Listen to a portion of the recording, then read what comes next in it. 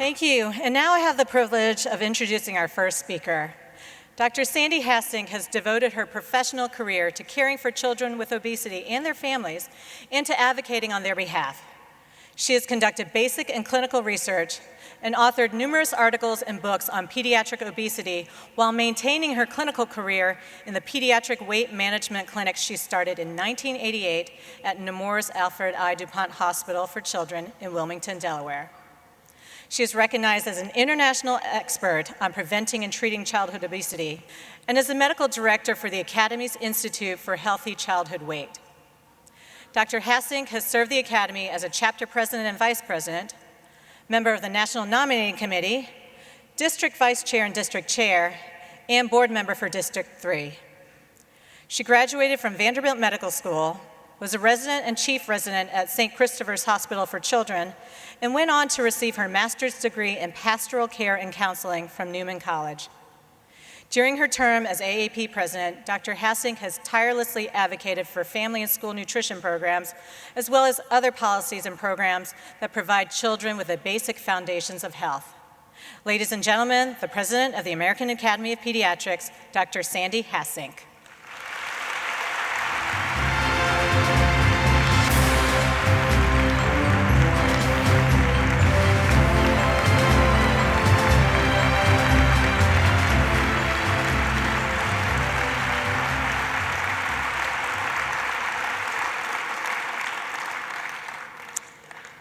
Wow.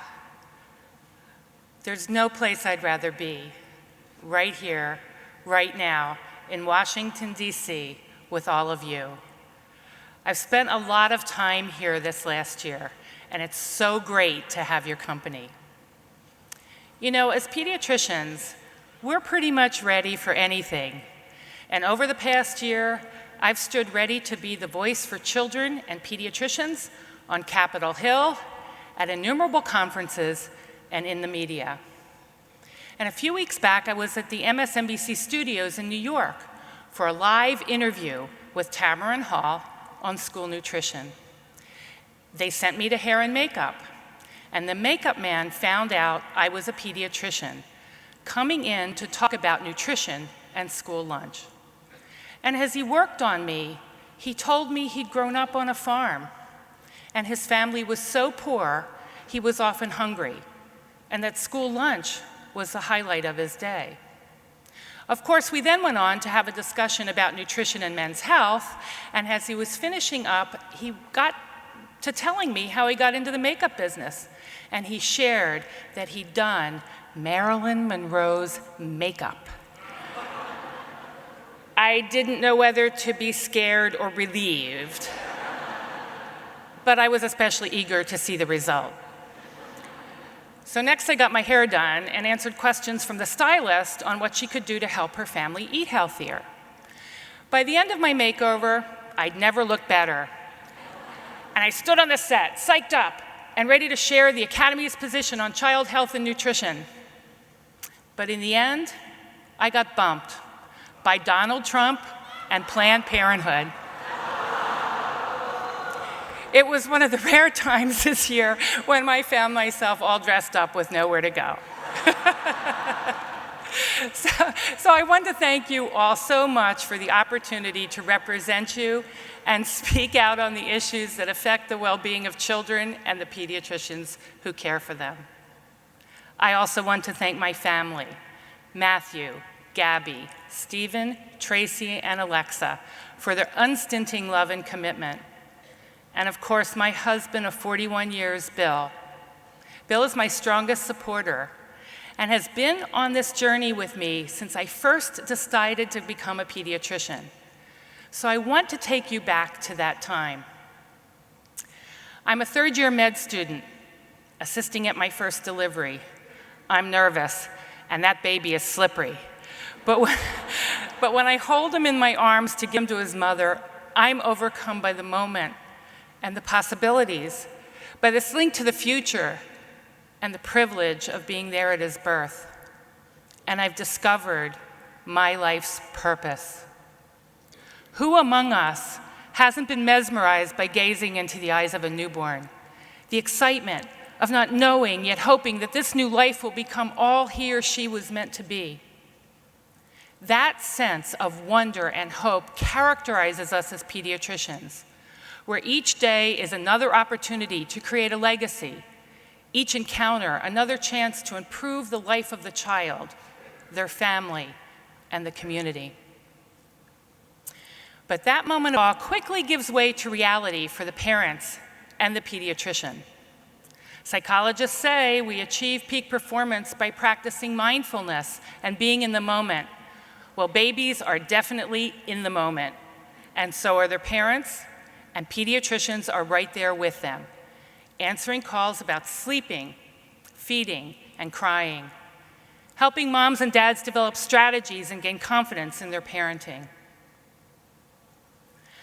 I remember meeting Rebecca and her parents for the first time when she was 9 months old. As I leaned over her crib, I saw a baby well over the 95th percentile for weight. Her parents were worried. She kept gaining weight no matter what anyone did, and no one understood why. When they found out she had a genetic syndrome, they said they didn't know what to do to take care of her. They were unsure of the present, afraid of the future, and worried about how they would meet her needs. They lived in a rural area with no special services, and their family didn't understand, and they weren't sure who to go to for support.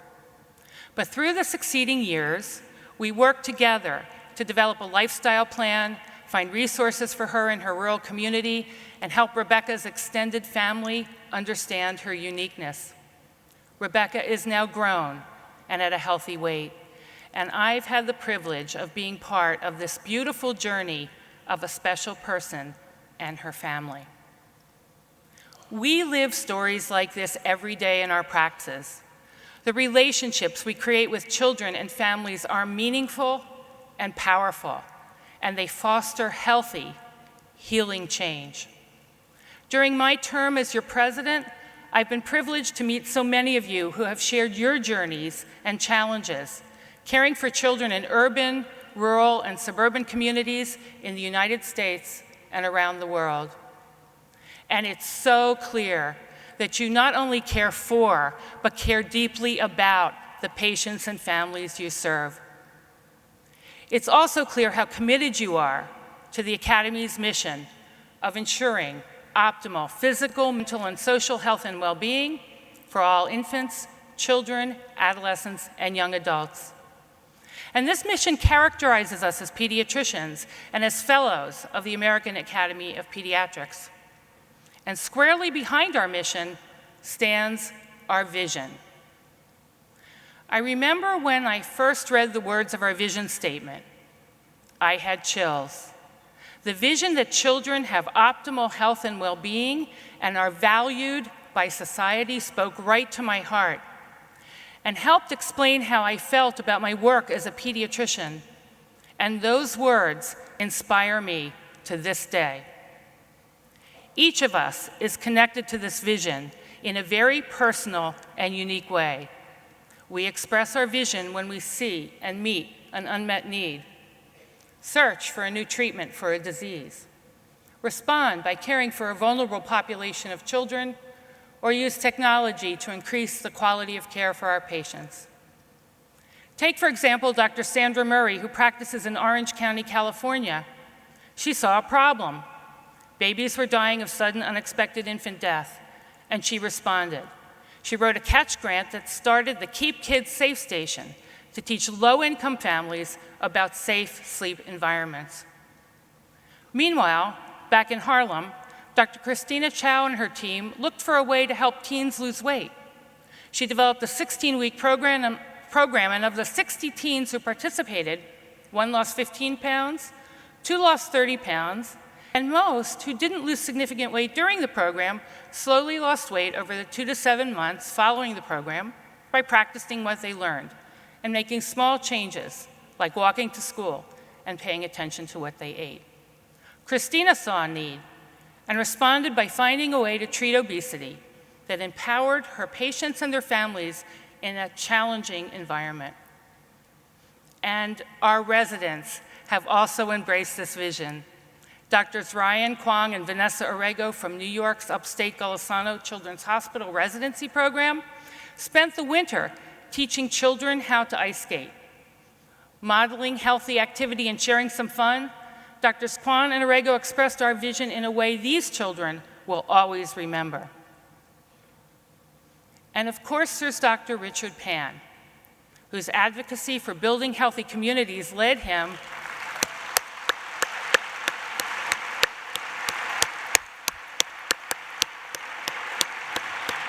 from the clinic to the California State Senate. Senator Pan was the lead sponsor of a bill designed to raise that state's falling vaccination rate by eliminating personal belief exemptions.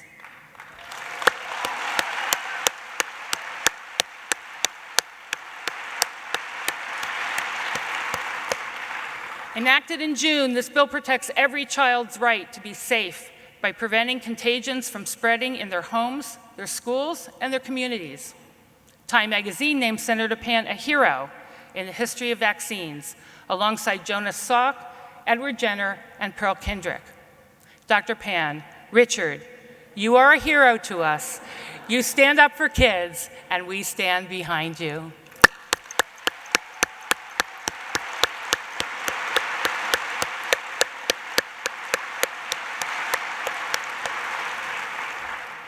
All of these pediatricians and all of you dedicate your time and talent to children and are following our vision of raising the value of the child to society.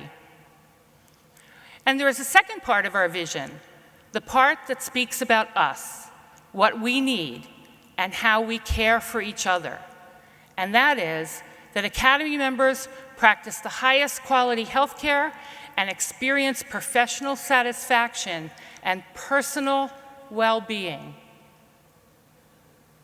To practice the best care, we need to care for ourselves and care for each other.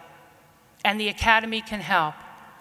Not surprisingly, our early career physicians are leading the way with the AAP Mentorship Program.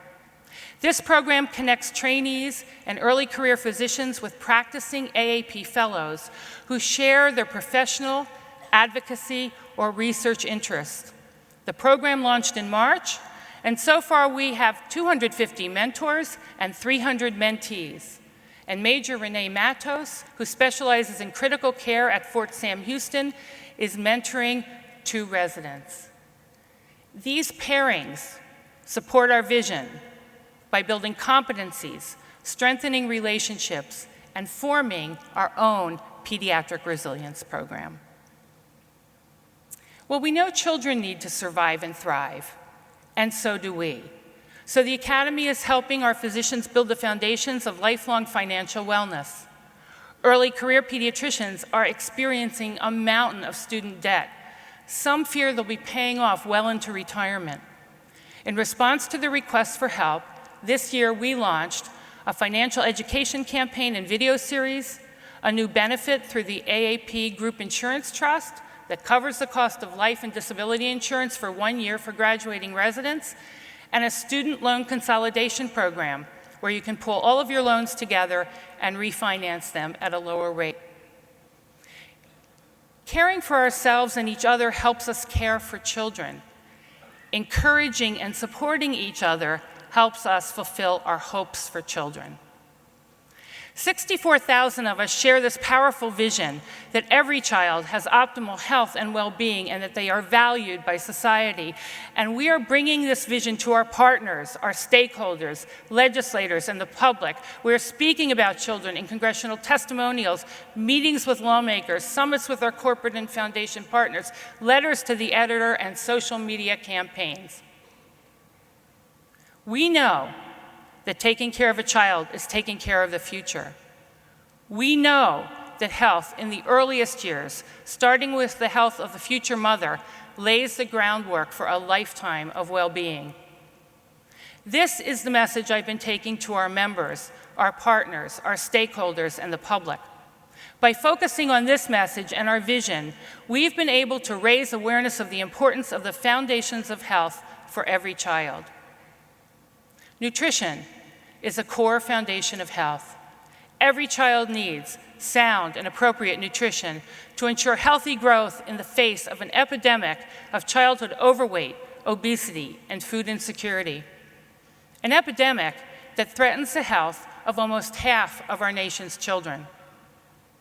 In addition, every child needs stable, responsive, nurturing relationships in their families, schools, and communities. Relationships that enhance learning, promote resilience in the face of toxic stress, and lay the groundwork for lifelong health. And every child should be able to count on a safe, physical, chemical, and built environment, and a community that is free from toxins, allows active, safe exploration, and offers families opportunities to exercise and make social connections. When we raise our voices for children and take action in our practices, communities, our states, and nationally, when we talk about building the foundations of health, we are raising the value of the child to society. And there is no doubt that each of our voices is powerful, but the strength of 64,000 voices is monumental, and we have raised our voices. We set standards and clinical guidelines and raise national discussions on issues as far-ranging as how legalizing and mainstreaming marijuana can affect children and adolescents, ensuring the physical and psychosocial health of children following crisis and disasters, looking at how to protect children from food insecurity, climate change, and exposure to tobacco and e-cigarettes. We raised the level of dialogue on vaccines, which led to a return to common sense on media coverage of vaccination. We raised the bar and a little ruckus right here in Washington and increased access to health care and health care coverage. And we helped to pass the Child Care and Development Block Grant Reauthorization Act and the Medicare Access and CHIP Reauthorization Act. And yay, yay.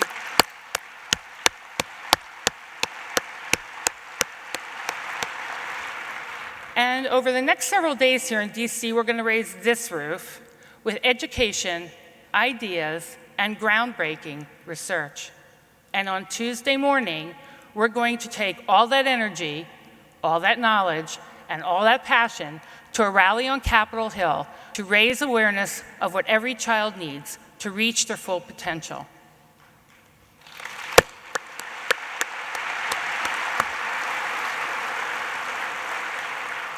Well, something else remarkable happened this year. I've been on Twitter with the hashtag #EveryChildNeeds, and pediatricians all over the country have been sharing their vision for children through Twitter chats, Twitter storms, and tweet-ups. And I want to share some of their voices here. From Dr. Scott Krugman, every child needs pediatricians to screen for social determinants of health and link families to resources. From Samir Vora, communities need to make children their priority, invest in evidence-based interventions that every child needs to grow up happy and healthy. From Dr. Andrew Garner, resiliency is the ability to turn off the body's stress response to adversity. Engaged, caring adults make the difference every child needs. And from Perry Class, every child needs to be seen and loved, held and comforted, talked to and read to, listened to and responded to. The hashtag #EveryChildNeeds has been a powerful way of letting people know what every child needs to thrive and has engaged hundreds of pediatricians and an even wider community of parents, educators, caregivers, and mental health professionals. This hashtag has gained so much traction that during my State of the Child Senate briefing last month, it trended right here in Washington, DC.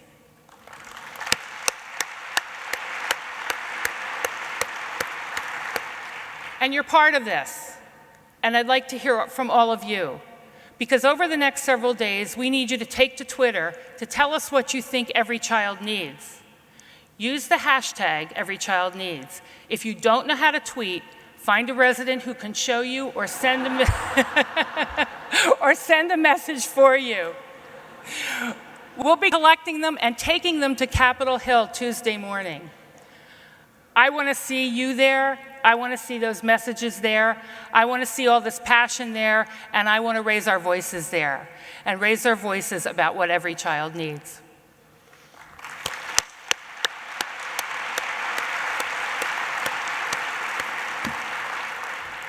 So we know that our advocacy is powerful, but it is also deeply personal.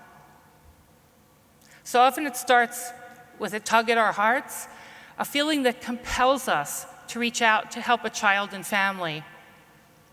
Often it's the patients you feel least equipped to help who inspire you the most, who fill you with that conviction that you can make things better, that no matter how serious the problem or how great the obstacles or how negative the environment, you can set that patient on a different path if you don't lose heart or hope. We feel the desire of every parent and every family to have a healthy child, and we respond. As you might guess, my biggest inspirations were the children and adolescents with obesity, whom I began seeing with alarming frequency in the early 80s, before the rising tide of childhood obesity was on anybody's radar. I hadn't learned about obesity in medical school, but my patients and their parents needed help. So I began talking to psychologists, asking the children and their parents about their lives and their lifestyles. I soon came to realize that solving my patients' health issues was going to take more than office visits. It was going to take changing the culture they were growing up in. So I began by sharing this troubling trend I was seeing with my hospital and fellow pediatricians. And early on, my colleagues didn't understand what I was doing, or that obesity was a disease, or that pediatricians even belonged in this fight. But gradually, one doctor, one dietitian, one hospital at a time, I brought people with me, and we began to open minds and open doors to find ways to respond to the needs of the children and families. We all live out our vision every day with an unwavering, unrelenting commitment to children, to each child, to every child. Because we know the value of each and every child, we see the amazing potential for health and growth. We respond to the deep desire of families to see their children fulfill all their possibilities. We can't help ourselves. The other week, I took the red eye to O'Hare and was in the taxi on the way to Academy headquarters. The sun had yet to rise, and the driver and I were chatting. And when he learned I was a pediatrician, he lit up. He began telling me about a 6-month-old daughter for whom he had so many hopes and dreams, and how he wanted to give her the best possible life, so he was working 2 jobs, and lamented that he had so little time with her. He asked me what he should do, and I said, read to her. He looked puzzled and reminded me she was only 6 months old. And I told him how reading builds brains and vocabularies, changes behavior, and sets children up for success. And we wound up discussing early childhood development, literacy, and learning. He was amazed and so grateful that he could do something for her, even in the little time he had. When we arrived at the hotel, he couldn't stop thanking me and shaking my hand. He will read, he said, and spend time with his daughter. There was something he could do to help her have a better future, and he would do it. It through all our encounters and all the relationships we have with parents, children, and each other that our efforts magnify, they roll up and give voice to what needs to happen so that every child can thrive and reach optimal health. We translate our experiences with patients and families directly into advocacy and action. And we use these experiences to inform not only our practices and clinical care, but state and federal policy to advance pediatrics and benefit children. Yes, advocacy is deeply personal, and it can start by simply looking into the eyes of a child, and maybe even letting your heart break a little. It gives voice to unspoken needs and brings others along on the journey that you take every day with your families and children in your clinic, your community, and your schools. It helps you navigate that labyrinth of closed doors and to keep going until you find one that opens. It's the individual voices and the ardent advocacy of each pediatrician combined with the collective voice and strength of the American Academy of Pediatrics that will raise the value of children in society and bring our vision to life. Thank you.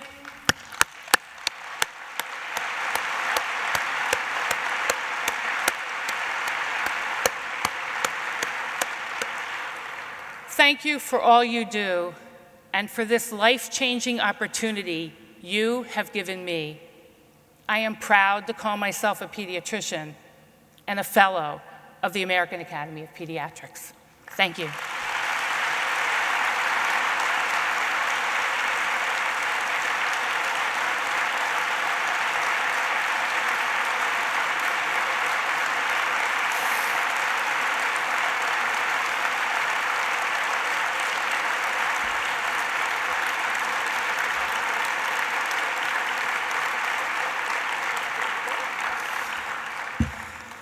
Oh, a piece of glass.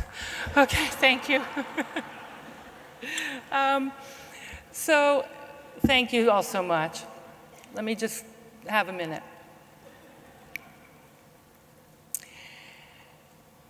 And now it's time to present the 2015 American Academy of Pediatrics Education Awards. Education is a crucial piece of the foundation upon which the American Academy of Pediatrics was built. It's also one of our core values and a vital tool in our quest to attain optimal physical, mental, and social health and well-being for all infants, children, adolescents, and young adults. And I'm so delighted to announce that this year's winner of our Education Award is Dr. Tina Chang.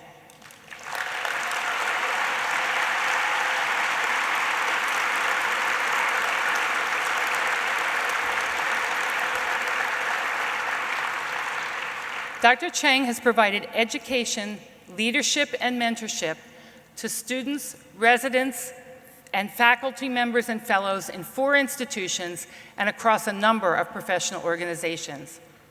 Tina's efforts have fostered career development and research in the area of child equity, social determinants of health, and the recognition that adverse childhood experiences are strongly related to adult health. She is a graduate of Brown University Medical School and completed her pediatric residency at the University of California, San Francisco, where she was named chief resident.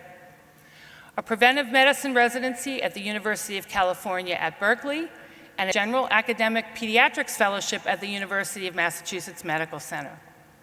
Tina's professional activities as an educator have informed her service at the AAP.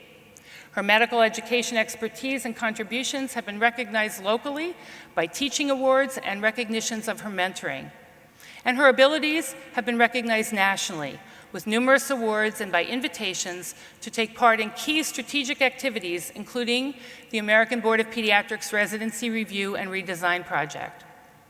As noteworthy as these recognitions are, an equal, if not greater, characteristic of Tina is the calm and reliable way she walks the walk, by being an approachable, warm teacher and mentor to future and current pediatricians and pediatric healthcare researchers.